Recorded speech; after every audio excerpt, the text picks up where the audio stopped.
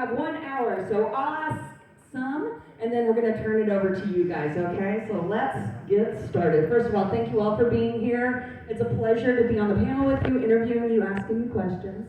Caroline, you as Vanita Stretch Brock, I think, really put the mold in place for the final girl. And it was tremendous range that you showed us. You were not only hilarious with lines like, are you mad at me? Which was my favorite. But you also displayed courage. You were almost like an action figure in that movie. Like it was almost an action movie in a respect. I think we could add that in there. Hello, Nika, you fuckers. Just the perfect blend, and I think a lot of people post Texas Chainsaw Massacre 2 used you as a mold. Can you tell us how you, what did you do to get that perfect blend of humor and terror? I must say, I stand on the shoulders of the incredible Marilyn Burns. Yeah. Yes. I mean, she really was one for the ages. She really, the original Texas Chainsaw Massacre, you know, they built the house that we all live in, and they broke the mold to date of what a horror film was going to be about. Now, I'm not exempting George Romero and his Night of the Living Dead. Not at all. The difference is, Texas is such a unique place. Texas itself is a character in the film. And every single character reflects what Texas is about and who Texans are. And without that sense of identity, I don't know that the public, as time has gone on, because, you know, at the time it was first released, people thought it was a porn film. It was, yeah, seriously. It was not acceptable. It was considered to be an ugly and awful and horrible thing. It's only now that it's made it into the Museum of Modern Art.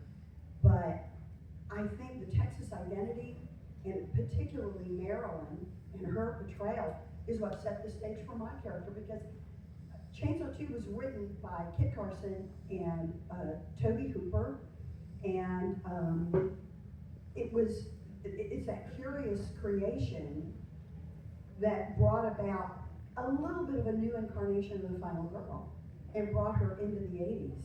So that's kind of the way I saw it.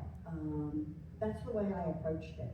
I agree. If it was just called the Chainsaw Massacre, it doesn't have that sting, that Texas in it. That really is what adds. Absolutely. And actually, how about your audition?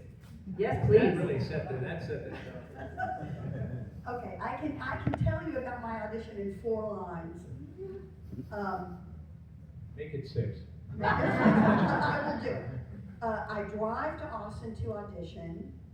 It was 13 years later. I go into the audition room in Austin, and the audition room is a part of the overall Texas Chainsaw Massacre 2 campus that was set up in Austin. I'm sitting in the outside hallway, long hallway, and girls go in and girls go out. Girls go in, girls go out. The only text in the script was "they live on fear, they live on fear." The rest of it was all action. She runs screaming through the radio station. She busts into the ice house. She slams the door shut. She grabs a weapon. They live on fear, they live on fear. And so that's what I did. I ran screaming down the hallway. I ran in work and I bust through the doors. I slam them shut. I go over to where Kit and Toby are sitting. I pull on their chairs. I get their chairs. They have to stand up. I get their chairs, pile their chairs in front of the door, and I crawl over to a corner, and I've got my imaginary weapon. They live on fear, they live on fear. That's how I got the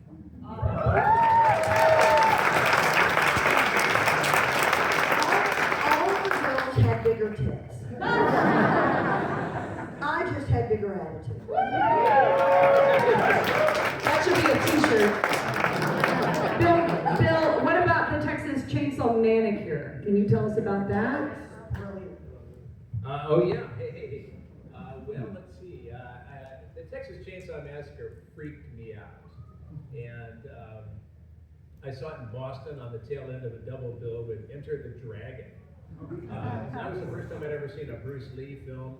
This was in the combat zone of Boston, and it was a Sunday afternoon, and I'd never seen a Bruce Lee movie, and it was a very lively crowd. They were going, "Kick his ass, Bruce!" And so we all, enjoyed the first movie, and then came Texas Chainsaw Massacre, and it just sucked the air out of the room. We were like, "What the hell is this?" And I was like, I'm a horror movie fan, so I was like, "What the hell is this?" And it took me a long time to kind of get right with the Texas Chainsaw Massacre. I come from rural Illinois, and those old dilapidated barns where they're selling night crawlers for the fishermen. That was kind of rustic and kind of fun for me until the Texas Chainsaw Massacre. And those gas stations with the wieners on the rotisserie. That was kind of fun for me. I even ate a couple. But after the Texas Chainsaw Massacre, I wondered if, whose wieners are those? And so it was stuck in my head. And each time I watched it, it got worse. And finally, I was working on a ranch in Wyoming one summer. This is probably 1984. And I was working with a crazy kid who was a sugar freak. And, we would work in the hot Wyoming sun, digging, irrigation ditches. And when he would start the day with Frosted Flakes and bug juice and Mars bars, whatever the heck it was. And he would go into what I called sugar deliriums. So we would be working hard, the sun would be beating down, and this kid would start he'd start saying voices, he would do cartoon characters, he would sing top 40 hits, he was just a nut. And one day, and I was turning a deaf ear to him, and one day he was like going, Captain Crunch, Captain Crunch! And then, I was like, oh God, here he goes again. And then all of a sudden he went, Texas Chainsaw Manicure!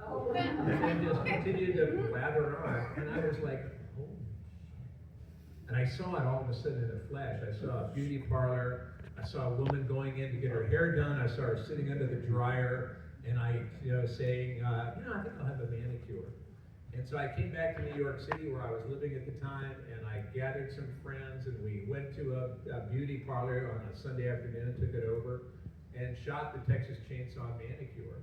And woman goes in, gets her hair done, sitting under the dryer, wants a manicure. Beautician calls to the back of the shop, manicure! And you hear the saw rev, and the sliding silver door in the back of the shop, and out comes Leatherface with the saw.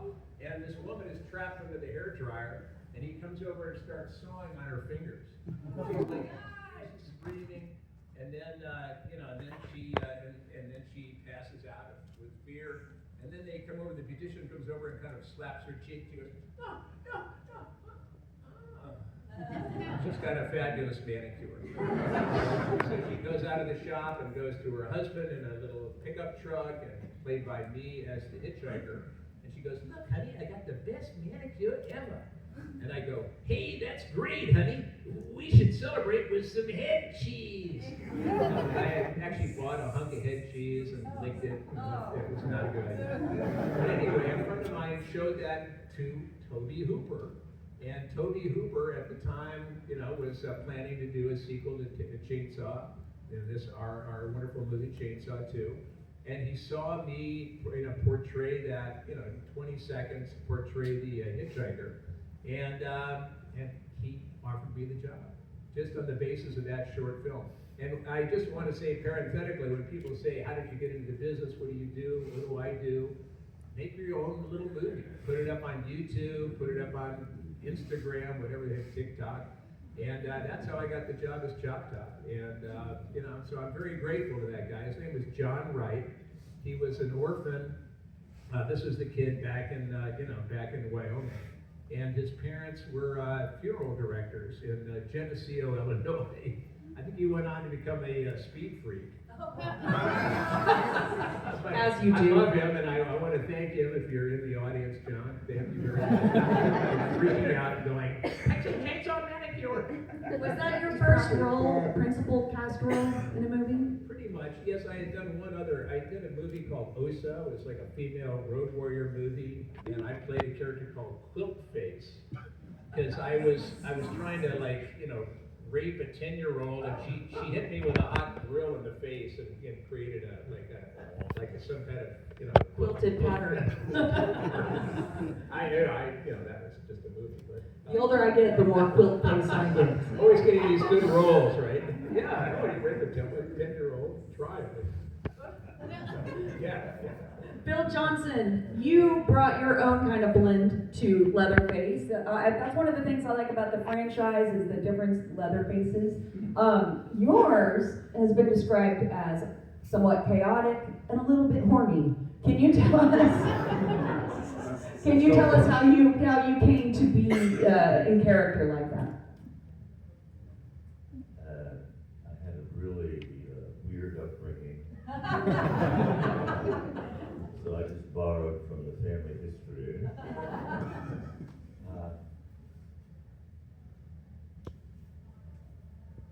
I guess that's it in a nutshell. He's a romantic.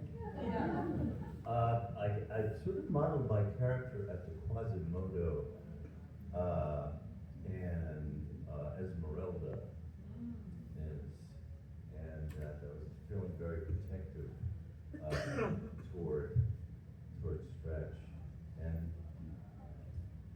since Chop Top and Leatherface listen to Keopa and listening to the top hits and all these songs going through my head, romantic, sorrowful love songs, and then Alice Cooper, 18, I don't know. So, Toby also, because what I ended up doing was a blend of what Toby wanted, because he was coaching me from off camera. So he was the voice in my head. And a lot of it, was he goes head over there. It's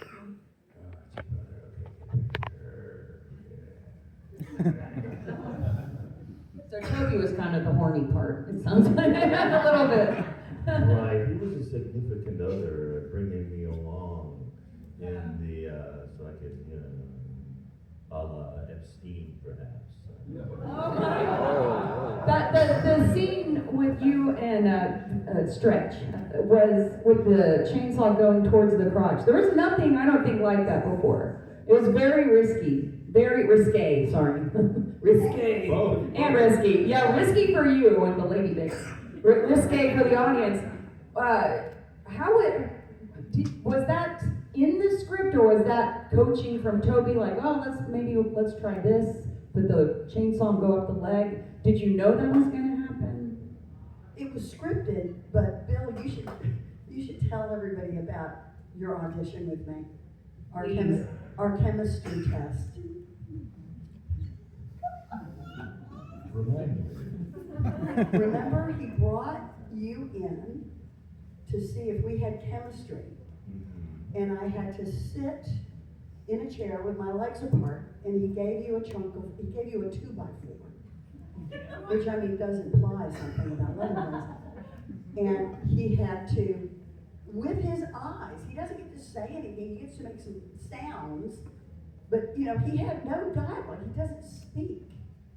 So everything was supposed to be in his eyes, and he is bringing that 2x4 up my leg. You remember that part? Remember that? Now it all comes back. Yeah, it was like I was being a stalker, only boyfriend yet to be, and I just got hungry. And Caroline, brilliant scream queen. She's beautiful, gorgeous, smart, strong, and dangerous. And such a wonderful actress, because she really, if there's a love scene that works, it's because the woman wills it to be so. If the woman isn't willing, it just always flat as a pancake. So Caroline provided me a lot of space to make things happen. And I went with it, and it was like a Nantucket sleigh ride, you know. That's when the guys go whaling in the boat, and then the whale takes their skiff, and if you're not careful, it pulls you down. So I did my best to stay afloat, but I wanted to take my time. Because how often does an opportunity like that present itself? Unless you force it, and so it was a great opportunity to be a horn dog and have that be okay with everyone. And it could only have happened in the 80s because you didn't have a lot of the wokeism and a lot of the political correctness. Because when the movie was released, it was released without a rating. And it was because of that scene. And when we actually shot the scene, you can tell the saw does have teeth.